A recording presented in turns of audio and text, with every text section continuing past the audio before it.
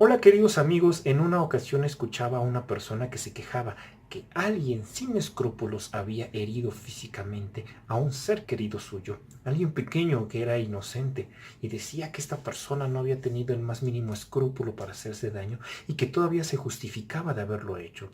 Y decía que por eso ella estaba a favor del aborto, porque la gente que hace daño a los demás no debería ni siquiera nacer y que entonces las personas que nacían en condiciones adversas eran esas personas que iban a ser malas y que iban a hacer daño a los demás y que era preferible que murieran antes. Creo que todos nosotros podríamos darnos cuenta de lo absurdo que es esto, porque creo que muchos conocemos a personas que han nacido en condiciones adversas y que han sido muy buenas, y personas que han nacido en condiciones favorables y que tristemente han ido por el camino del mal. Pero también lo que no se daba cuenta esta persona es que estaba alimentando el mismo monstruo que la había lastimado, porque efectivamente el aborto implica que una persona sin escrúpulos descuartice o queme vivo al ser humano más inocentes. Y por aún justifique ese asesinato. Entonces, al justificar el aborto, estaba justificando también que alguien le hiciera daño y esto sin darse cuenta. También en otra ocasión escuché a una persona que justificaba el hecho de comprar combustible robado. Decía, si yo compro a las gasolinerías, estoy comprándole a dos ladrones, pero si le compro al que roba el combustible, solamente le estoy comprando a un ladrón. Esta persona no se daba cuenta de todo lo que involucra esto, y no por justificar a los que roban en las gasolinerías, eso está muy mal. Pero en la labor que hemos realizado en muchas comunidades rurales, es triste darnos cuenta cómo la gente de la comunidad nos dice que aquellos que tienen estas redes de tráfico se jalan a los jóvenes para que los tengan de vigilantes y les pagan muy bien. Entonces los jóvenes aprenden a buscar el dinero fácil y entonces no hacen nada de provecho, incluso colaboran con el crimen y reciben mucho dinero, y esto va destruyendo a la juventud. Pero también va generando personas que van yéndose por el mal camino y esto es terrible. Por eso es que vamos acrecentando la inseguridad y todas aquellas cosas que nos hacen daño.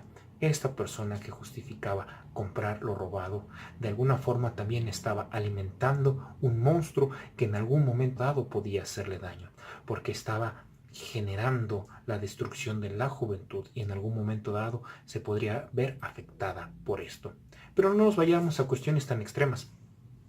También me tocó en alguna ocasión ver que había un grupo de amigos que se dedicaban constantemente a criticar a los demás, a hacer daño a los demás, incluso públicamente en redes, a hacer pedazos la fama de muchas personas y criticarlos de manera muy acérrima y sin ningún escrúpulo.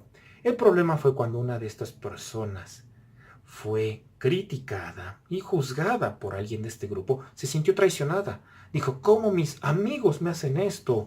¿Cómo las personas en las que yo confío hablan mal de mí, me exponen en redes? Esto es verdaderamente terrible. Esta persona no se había dado cuenta que había alimentado poco a poco ese monstruo que después la había lastimado. Queridos amigos, es importante que nos demos cuenta en nuestras acciones si no estamos alimentando aquello que nos destruye, aquello que nos hace daño. Entonces, en un primer momento, revisemos nuestras acciones, al menos en defensa propia. Pero esto no es lo principal. El cristianismo nos dice que el fundamento de nuestras acciones tiene que ser el amor, es decir, no evitar el mal solo porque en un futuro me puede hacer daño. Es cierto, claro que hay que evitarlo, pero lo que nos tiene que mover es el amor, el evitar lo que le hace daño a los demás, el no poder tolerar lo que destruye a los demás. A mí me parece algo terrible cuando la gente dice vive y deja vivir. Es una forma de decir deja que el otro se pudra mientras a ti no te haga daño. Y eso es una forma muy grande de fomentar el egoísmo. Queridos amigos, lo que tiene que movernos es el amor al prójimo y tenemos que buscar constantemente hacer de lado todas aquellas cosas que podrían destruir a los más desprotegidos y quizás en un futuro a nosotros mismos. Que Dios los bendiga. ¡Viva Cristo Rey!